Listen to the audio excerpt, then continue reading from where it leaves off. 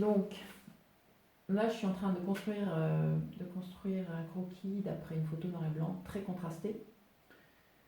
Et j'ai choisi de suivre une méthode où je vais placer des directions. C'est-à-dire, j'ai placé mes directions des yeux, du nez, de la bouche, des zones vraiment contrastées, c'est-à-dire je vais ombrer toutes les zones sombres pour isoler les zones très claires.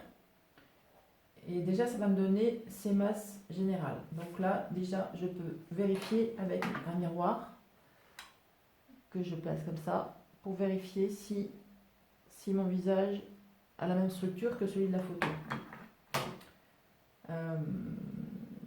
C'est une autre méthode que celle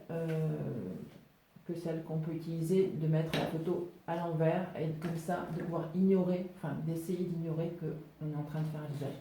Dans l'idéal, il faudrait ne pas penser qu'on est en train de faire un visage pour pouvoir être complètement honnête avec ce qu'on voit et complètement objectif. Bon, on n'est jamais objectif. Hein. On est influencé par la photo. Donc, néanmoins, donc cette méthode à l'endroit, donc, mais avec vérification dans le miroir, permet quand même de rafraîchir son regard. Voilà. Dès qu'on regarde dans le miroir, on rafraîchit son regard et on voit exactement là où on a commis des interprétations.